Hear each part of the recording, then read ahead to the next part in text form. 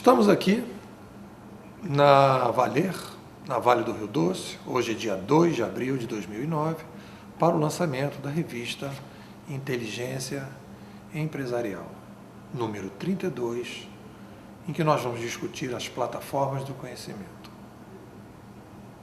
Vai ser uma palestra em que nós vamos abordar a questão da sociedade do conhecimento, sociedade da informação. Vamos ver o que vai acontecer. Muito obrigado.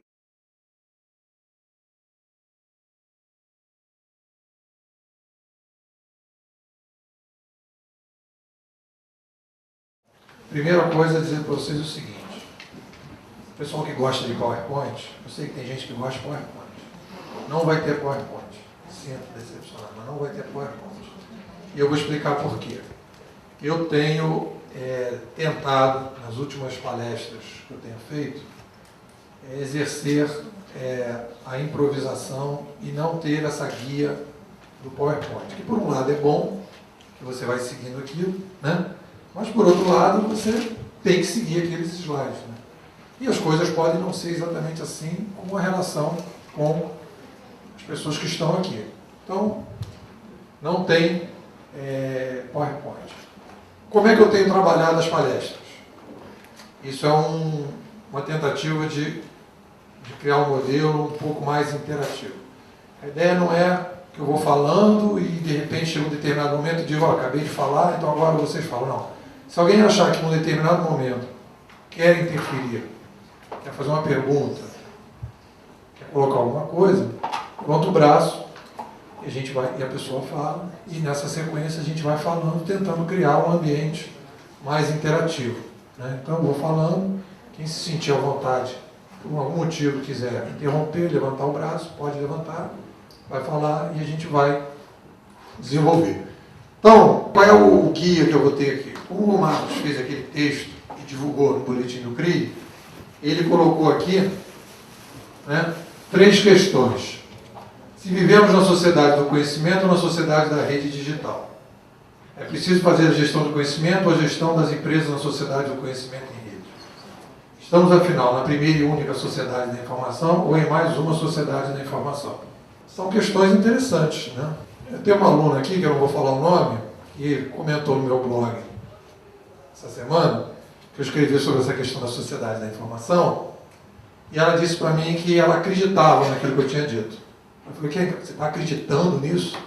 É uma questão de fé que você está tendo, ou você foi convencida pela lógica dos argumentos que aquilo ali pode ser, né? Você é uma beata ou você é uma cientista, né?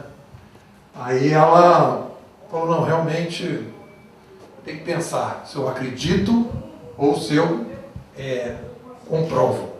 Então eu acho que a gente tem que, quando começa a pensar nessa discussão sobre teorias, eu acho que a teoria, existe uma teoria, quando a gente vai tentar desenvolver uma teoria, toda teoria é uma tentativa arbitrária de chegar perto de uma determinada realidade.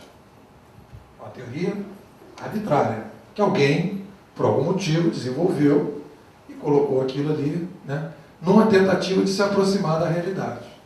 Pode ser que aquela teoria ajude as pessoas a se aproximar da realidade, ou pode ser que aquela teoria atrapalhe a chegar perto da realidade, né?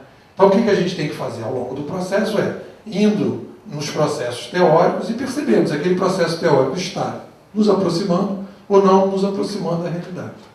Então, em cima dessa discussão, a gente vai pensar nesse problema da sociedade do conhecimento e da sociedade da informação.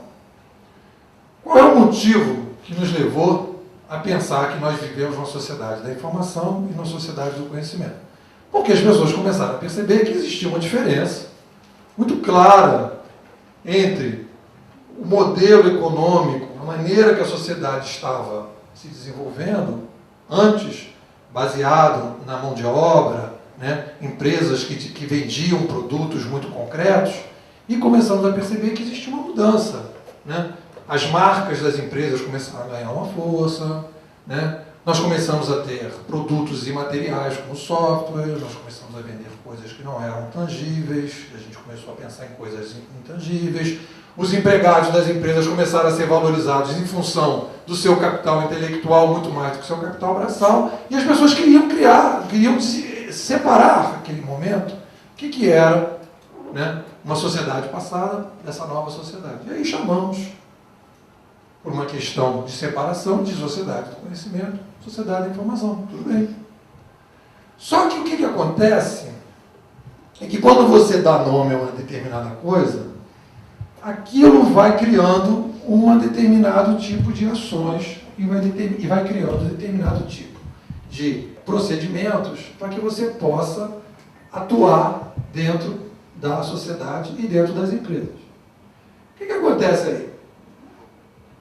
Acontece que quando a gente começa a olhar esse mundo que a gente está vivendo, a gente olha assim e fala assim, cara, será que a sociedade da informação, nós vivemos a primeira sociedade da informação? Quer dizer, nós estamos dizendo, né, em 2009, que nós somos contemporâneos da primeira sociedade da informação no mundo. Todas as outras pessoas que viveram, as outras civilizações, não viveram sociedades da informação. Eles viveram outra coisa. Daí começou um pouco a minha tese de doutorado, que está na revista. O primeiro resultado da tese, que eu comecei desde 1994, eu trabalho na internet. Comecei a trabalhar na internet, na Rede Nacional de Pesquisa, e sempre olhei para a internet. Eu perguntava, o que é isso que está aqui? O que é isso? Eu fiz minha tese de mestrado perguntando, o que é isso? Né? E sempre me perguntei o que é isso, e continuo me perguntando, o que é isso? Eu acho que vou morrer me perguntando o que é isso. Né? E toda vez que eu chego a uma conclusão, já na aula seguinte, que eu vou dizer lá para os alunos, já não é nada daquilo que eu disse para a turma passada, a pessoa da turma passada já não tem mais nada a ver, porque eu já estou pensando, então eu vou desenvolvendo as coisas. Então, quando eu comecei a tentar entender a internet, eu tive a felicidade de pegar o livro do Pierre Levy, que eu sugiro a vocês, que é um livro chamado Sabercultura. E o Pierre Levy, que eu acho que ele tem essa capacidade, né, dos filósofos, os filósofos têm essa capacidade de poder subir na montanha. Então o Pierre Levy sobe na montanha, olha para trás e diz o seguinte, olha, se a gente olhar para trás, bem para trás, nós somos capazes de analisar melhor o que nós estamos vivendo hoje. E aí o Pierre Levy faz uma avaliação dizendo o seguinte, olha, eu, olhando para trás, eu identifico 3 momentos na sociedade humana. Um primeiro momento, que foi quando nós estávamos saindo da caverna, e quando a gente estava saindo da caverna, nós, naquele momento, tínhamos uma comunicação oral. Oral. Oral significa, eu estou na mesma caverna que você, e para me comunicar com você, eu preciso necessariamente estar do seu lado. Se eu vou caçar elefante, eu não posso mais me comunicar com você. Então, aquele mundo de pessoas que viviam naquela época, né, não eram tantos, mas eram bastante, não tinham nenhuma outra opção que não fosse comunicação um de frente para o outro. Quando, num determinado momento, qual foi a carência, qual foi a necessidade que os seres humanos começaram a ter naquele momento? Que era uma necessidade de estabelecer um tipo de comunicação não estando presente, que é o que eu chamo do recado. Aqueles desenhos da caverna, tudo que vocês ouviram falar agora de desenho da caverna, etc., tal, tudo isso que vocês ouviram falar não é verdade. Aquilo ali era o seguinte, aquele desenho do cara fazer aquelas caçadas em torno do fogo, ou então aquelas festas, o pessoal pulando ali em cima do... Era um recado que o cara saía da caverna e deixava para a mulher dele, fui caçar. E aí tinha ido caçar. Ou ele dizia, ó, fui na festa na casa do fulano. Pelo desenho, a pessoa mais ou menos sabia. Mas tirando a brincadeira, porque eu tenho que explicar, porque aconteceu de dar uma palestra, o cara botou no blog dele, não, que o Nepô falou, que aquele negócio tal, e depois tive que explicar, entrar em comentário. Então, nessa situação, qual era a necessidade que surgia do ser humano? Qual era a necessidade que surgiu? O ser humano precisava evoluir. E ele precisava deixar recado.